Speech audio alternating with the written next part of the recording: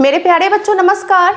आपका अपना YouTube channel smart topper में बहुत बहुत स्वागत है। बताइए कैसे हैं आप लोग। आशा करते हैं आप लोग बिल्कुल स्वस्थ होंगे और अपना पढ़ाई भी सही ढंग से कर रहे होंगे। तो बच्चों हम लोग पिछली क्लास में पढ़े थे 10th क्लास का फर्स्ट चैप्टर जो कि था श्रम विभाजन और जाति प्रथा। तो उसमें हम लोग मुख्य रूप से केवल लेखक परिचय ही किए थे, लेखक के बारे में ही हम लोग पढ़े थे। तो आज हम लोग बच्चों देखेंगे श्रम विभाजन और जाति प्रथा का सारांश, जो कि ये कहानी का निचोड़ होता है, सारांश होता है, उसको हम लोग अच्छी तरह से पढ़ेंगे। तो आइए हम लोग श्रम विभाजन और जाति प्रथा जो निबंध है उसका सारांश हम लोग पढ़ते हैं। तो हम लोग आज पढ़ने वाले हैं श्रम विभाजन और जाति प्रथा का सारांश। तो कृपया बच्चों आप लोग अच्छी तरह से समझिएगा और यहाँ बोर्ड पर देखिएगा ताकि आप लोग का कोई भी कन्फ्यूज़न या डाउट ना रह पाए। तो प्लीज़ बच्चों आप अच्छा से ध्यान लगा के यहाँ पे पढ़िएगा। तो आइए हम लोग स्टार्ट करते हैं। श्रम विभाजन और जाति प्रथा निबंध का सारांश। श्रम विभाजन और जाति प्रथा निबंध का सारांश हम लोग आज पढ़ेंगे। तो आइए पढ़ते हैं। श्रम विभाजन और जाति प्रथा निबंध के रचनाकार संविधान के निर्माता एवं गरीबों का मसीहा डॉक्टर भीमराव अंबेडकर जी हैं। श्रम विभाजन और जाति प्रथा निबंध के रचनाकार संविधान के निर्माता एवं गरीबों का मसीहा डॉक्टर भीमराव अंबेडकर जी को कहा गया है कि श्रम विभाजन के रचनाकार भी हैं, संविधान के निर्माता भी हैं और गरीबों का मसीहा भी हैं। कौन? डॉक्टर भीमराव अंबेडकर जी, जो कि हम लेखक परिचय में भी आप लोगों को बतला चुके हैं कि संविधान के जनक हैं, संविधान के निर्माता हैं और श्रम विभाजन और जाति प्रथा के लेखक भी हैं। तो हमारा पहला लाइन यही था। दूसरा हम लोग देखते हैं कि इन्होंने इस निबंध के माध्यम से समाज में फैली हुई बुराई को मिटाने का कार्य किया है। ये जो श्रम विभाजन और जाति प्रथा जो निबंध है, इस निबंध के माध्यम से बुराई को मिटाने का कार्य किया है। किसने? डॉक्टर भीमराव अंबेडकर जी ने। इन्होंने इस निबंध के माध्यम से समाज में फैली हुई बुराई को मिटाने का कार्य किया है। इन्होंने इस निबंध के माध्यम से क्या किया है बच्चों? समाज में जो बुराई फैली हुई है उसको मिटाने का कार्य कौन किए हैं? डॉक्टर भीमराव अंबेडकर जी समाज में फैली हुई बुराई को मिटाने का कार्य किया है। अगला देखते हैं। इसमें लेखक जिस विडंबना की बात करते हैं वो है जातिवाद का पोषक। इसमें जो लेखक हैं जिस विडंबना की बात करते हैं वो है जातिवाद का पोषक। विडंबना कहने का अर्थ है बच्चों उपहास। विडंबना का अर्थ होता है उपहास। तो इसमें लेखक जिस उपहास की बात करते हैं वो है जातिवाद का पोषक। तो जातिवाद का पोषक कहने का क्या अर्थ है? तो आज भी हमारे समाज में कुछ लोग ऐसे भी हैं जो अभी भी जातिवाद को बहुत आवश्यक मानते हैं, जाति प्रथा को बहुत ज़रूरी मानते हैं। क्यों? क्योंकि जातिवाद के पोषकों का कहना है कि अगर किसी भी कार्य को कुशलतापूर्वक करनी है या समाज में किसी काम को एक लेवल पर बनाए रखने के लिए करना है तो जातिवाद जरूरी है। पोषकों के द्वारा यह माना जाता है कि जातिवाद जरूरी है, जाति प्रथा जरूरी है। आप लोग का बुक में एक क्वेश्चन भी है कि जातिवाद के पोषक जातिवाद के प्रति क्या तर्क देते हैं। तो जातिवाद के पोषकों का यह तर्क दिया जाता है, जातिवाद के पोषकों के द्वारा यह तर्क दिया जाता है कि कार्य कुशलता के लिए श्रम विभाजन आवश्यक है और चूंकि यह जाति प्रथा का ही दूसरा रूप है इसलिए इसमें कोई बुराई नहीं है। ये किनका कहना है? जातिवाद के पोषकों का कहना है। तो अगला हम लोग देखते हैं बच्चों कि आज के वर्तमान समय में शिक्षित लोग भी जात पात छुआछूत की भेदभावना की बात करते हैं। लेखक कहते हैं कि आज के आधुनिक युग में भी, वर्तमान समय में भी शिक्षित लोग भी, पढ़े लिखे लोग भी छुआछूत जात पात की भेदभावना रखते हैं, जो कि सही नहीं है। क्योंकि आप लोग तो शिक्षित हैं, पढ़े लिखे हैं, फिर भी आप लोग छुआछूत जात पात की भेदभावना रखते हैं। तो लेखक इसको गलत बतलाते हैं। अगला हम लोग देखते हैं। अगला हमारा है, कुछ लोग जाति प्रथा को श्रम विभाजन का दूसरा रूप मानते हैं, जो बिल्कुल गलत है। कुछ लोग जाति प्रथा को ही श्रम विभाजन का दूसरा रूप मानते हैं, तो ये तो बिल्कुल गलत बात है, क्योंकि जाति तो आप लोग बांट दिए कि तुम ये जाति के हो, तुम वो जाति के हो, लेकिन काम का बंटवारा करना जाति के आधार पर, ये तो बिल्कुल गलत बात है। तो वही लेखक यहाँ पे बतलाए हैं कि कुछ लोग जाति प्रथा को श्रम विभाजन का दूसरा रूप मानते हैं, जो बिल्कुल गलत है, जो बिल्कुल गलत है। इस तर्क के संबंध में पहली बात तो यही आपत्तिजनक है कि जाति प्रथा श्रम विभाजन के साथ साथ श्रमिक विभाजन का भी रूप लिए हुए है।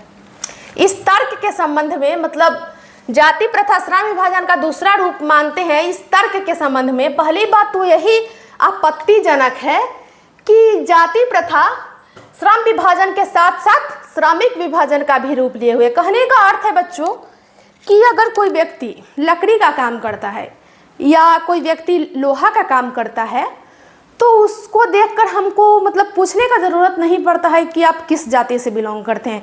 ये देखकर ही पता चलता है कि आप बढ़ई जाति से बिलोंग करते हैं और आप लोहार जाति से बिलोंग करते हैं। तो इसमें लेखक का कहना यही है कि श्रम विभाजन, मतलब जाति प्रथा श्रम विभाजन के साथ साथ श्रमिक विभाजन यानी मजदूरों का भी बंटवारा कर दिया है, श्रमिक विभाजन का भी रूप ले लिए हैं। अगर जाति प्रथा श्रम विभाजन है तो लोग ऊंच नीच गरीब अमीर की बातें क्यों करते हैं? लेखक कहते हैं कि अगर जाति प्रथा ही श्रम विभाजन का ही दूसरा रूप है तो इसमें लोग ऊंच नीच गरीब अमीर की बातें क्यों करते हैं कि तो ये बड़ा काम है, ये छोटा काम है, हम लोग बड़ा काम कर रहे हैं, आप लोग छोटा काम कर रहे हैं, छोटा आदमी छोटा काम करेगा, बड़ा आदमी बड़ा जाति वाला बड़ा काम करेगा, छोटा जाति वाला छोटा काम करेगा।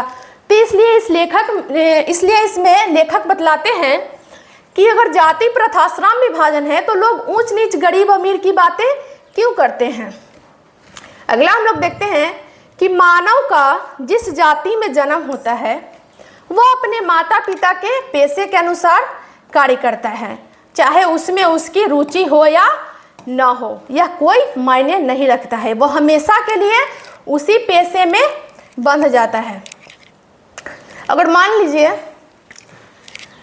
मानव का जिस जाति में जन्म होता है, अगर कोई बच्चा है किसी जाति में जन्म लेता है तो उसका पहले से ही काम निर्धारित हो जाता है।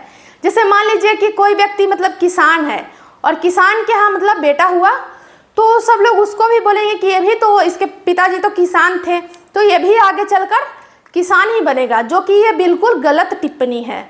आप कैसे जान रहे हैं कि ये बच्चा भी आगे चलकर किसान ही बनेगा? ये डॉक्टर भी बन सकता है, इंजीनियर भी बन सकता है, कुछ भी बन सकता है। तो बच्चों कहने का अर्थ है कि अगर कोई व्यक्ति धरती पर जन्म लेता है तो कम से कम उसको इतनी स्वतंत्रता तो होनी चाहिए कि वो अपना काम स्वयं चूज करे, स्वयं चुने कि हमको क्या करना है और क्या नहीं।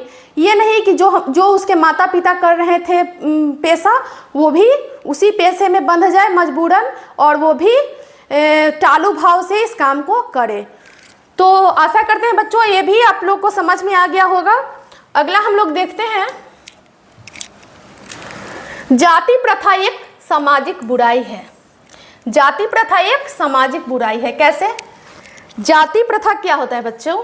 जाति प्रथा तो हम आप लोगों को बतला चुके हैं कि जाति के आधार पर लोगों को बांटना ही जाति प्रथा है, और जाति के आधार पर लोगों से भेदभावना भी करना जाति प्रथा कहलाता है। मतलब जाति के आधार पर लोगों को बांटना ही और जाति के आधार पर लोगों से भेदभावना करना भी जाति प्रथा कहलाता है। जैसे मैं ब्राह्मण जाति का हूँ, तुम क्षुद्र जाति के हो, मैं तो कुर्सी पर बैठकर खाऊंगा, तुम नीचे बैठकर खाओगे, मैं जॉब करूंगा, तुम जॉब नहीं करोगे, मैं बड़े बड़े काम करूंगा, तुम छोटे छोटे काम करोगे। ये सब क्या है बच्चों? ये सब जाति प्रथा के अंतर्गत आता है। ये सब हम आपको एग्जाम्पल लेने के लिए समझाए हैं। तो जाति प्रथा क्या है बच्चों? एक सामाजिक बुराई है जो कि विश्व के किसी भी समाज में नहीं पाया जाता है। जाति प्रथा एक सामाजिक बुराई है जो विश्व के किसी भी समाज में नहीं पाया जाता है भारत के अलावा। भारत में ही जाति प्रथा को बहुत ज़्यादा महत्व दिया गया है और दिया जाता है, लेकिन अब तो कुछ कम हो गया है, अब बहुत कम हो गया है। जाति प्रथा अब बिल्कुल कम हो गया है, श्रम विभाजन भी बिल्कुल कम हो गया है। अब धीरे धीरे लोग बहुत ज़्यादा शिक्षित हो रहे हैं और इस सब से बाहर निकल रहे हैं। तो जाति प्रथा एक सामाजिक बुराई है जो कि विश्व के किसी भी समाज में नहीं पाया जाता है, किसी भी देश में नहीं पाया जाता है। इसमें व्यक्ति मनपसंद कार्य करना चाहता है, इसमें व्यक्ति क्या करना चाहता है, मनपसंद कार्य करना चाहता है, लेकिन जाति के विवशतावश नहीं कर पाता है। किसके विवशतावश नहीं कर पाता है? जाति के विवशतावश नहीं कर पाता है। मान के चलिए आप एक बहुत अच्छा डांसर बनना चाहते हैं, आपको बहुत अच्छा डांस करने आता है। तो अगर आपसे पूछा जाए कि अच्छा आपको डांस करना है, डांसर बनना है, तो बोलिए कि हाँ डांसर तो बनना है। तो फिर जात पूछा जाएगा कि आप किस जात से बिलोंग करते हैं। अच्छा आप इस जात से बिलोंग करते हैं, तो फिर आप डांसर नहीं बन सकते हैं। सपोज दैट आप बतलाएं कि हम बढ़ई जाति से बिलोंग करते हैं और आपको डांसर बनने का मन था, तो बतलाया जाएगा कि नहीं, तुमको डांसर नहीं बनना है, तुमको लकड़ी का काम करना है। और आपको लकड़ी के काम में लगा दिया जाता है, बढ़ई के यहाँ लगा दिया जाता है कि आप कुछ ठोक पीट करते रहो, कुछ टेबल कुर्सी बेंच वेंच बनाते रहो, पलंग सोफा सेट बनाते रहो और अपना जीवन यापन करते रहो। तो क्या आपका वहाँ पे दिल लगेगा काम करने में? क्या आपको वहाँ पे मन लगेगा काम करने में? बिल्कुल नहीं। क्यों नहीं लगेगा? क्योंकि आपका तो सपना था एक डांसर बनना, कि हम डांसर बन के बहुत सारा अपना नाम रोशन करेंगे, पैसा कमाएंगे। तो आपको लगा दिया गया है बढ़ई के यहाँ ठोक पीट करने के लिए, टेबल चेयर बनाने के लिए। तो आपको ना तो वहाँ पे दिमाग लगेगा काम करने में और ना ही मन लगेगा। जब दिल और मन काम में नहीं लगता है तो काम को आदमी टालू भाव से करता है कि मतलब जैसे तैसे हो रहा है काम, होने दो। तो जब आप टालू भाव से किसी काम को करते हैं तो वो अच्छे तरीके से नहीं होता है, बिल्कुल भी अच्छे तरीके से नहीं होता है। तो जब काम अच्छे तरीके से नहीं होगा तो आपको पैसा भी कम मिलेगा। तो आपको पैसा कम मिलेगा तो जाति प्रथा को यहाँ आर्थिक पहलू से भी हानिकारक बतलाया गया है। जब आपको पैसा कम मिलेगा तो आप अपना परिवार का जीवन यापन कैसे कर पाएंगे? तो इसीलिए लेखक यहाँ पे जाति प्रथा को आर्थिक पहलू से भी हानिकारक बतलाते हैं। आगे हम लोग देखते हैं बच्चों। इससे साबित होता है कि जाति प्रथा श्रम विभाजन का दूसरा रूप नहीं है। इसलिए इससे साबित होता है कि जाति प्रथा श्रम विभाजन का दूसरा रूप नहीं है।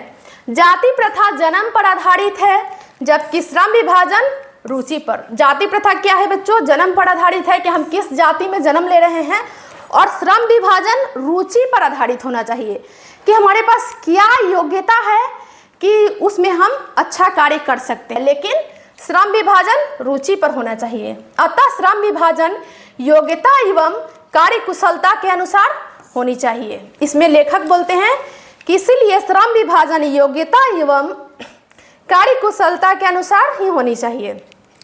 अब जैसे मान लीजिए कि हम आपको तो अभी पढ़ा रहे हैं, आपको अभी टीचिंग कर रहे हैं, तो ये मेरा योग्यता है कि हम आपको पढ़ा रहे हैं। अगर यह नियम रहता कि सिर्फ बड़े जाति के लोग ही शिक्षक बनते, बड़े जाति के लोगों को ही सिर्फ पढ़ाने का अधिकार होता, तो हम लोग तो बेकार हो जाते, बेरोजगार हो जाते, हम लोग फिर कुछ नहीं कर पाते।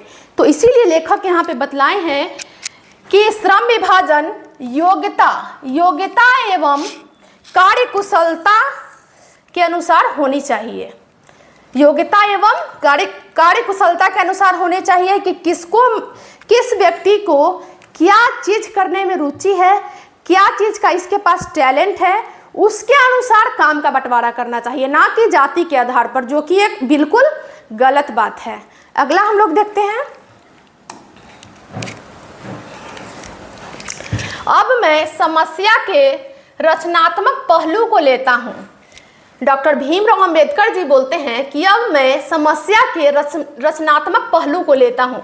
मेरे द्वारा जाति प्रथा की आलोचना सुनकर आप लोग मुझसे यह प्रश्न पूछना चाहेंगे कि यदि मैं जातियों के विरुद्ध हूं तो फिर मेरी दृष्टि में आदर्श समाज क्या है।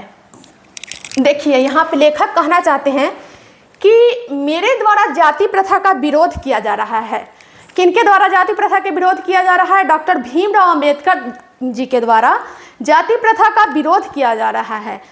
तो उनसे तो समाज सवाल करेगी ही कि अच्छा आप जाति प्रथा के विरुद्ध हैं, तो बतलाइए कि आपकी दृष्टि में आदर्श समाज क्या है, मतलब क्या होना चाहिए, आदर्श समाज क्या होना चाहिए।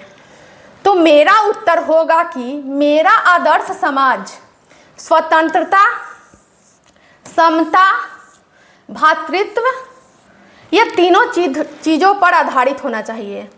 ये तीनों चीज़ों पर आधारित होना चाहिए। बतलाते हैं लेखक डॉक्टर भीमराव अंबेडकर जी कि हम जानते हैं मैं तो जाति प्रथा के विरुद्ध हूँ, तो मुझसे तो समाज सवाल करेगी ही कि अच्छा आप जाति प्रथा के विरुद्ध हैं, तो बतलाइए तो ज़रा कि आपके नज़र में आदर्श समाज कैसा हो सकता है। तो मेरा उत्तर होगा, यानी कि लेखक के उत्तर होगा, डॉक्टर भीमराव अंबेडकर जी का उत्तर होगा कि मेरे नज़र में एक आदर्श समाज स्वतंत्रता, समता यानी कि समानता और भ्रातृत्व मतलब भाईचारे।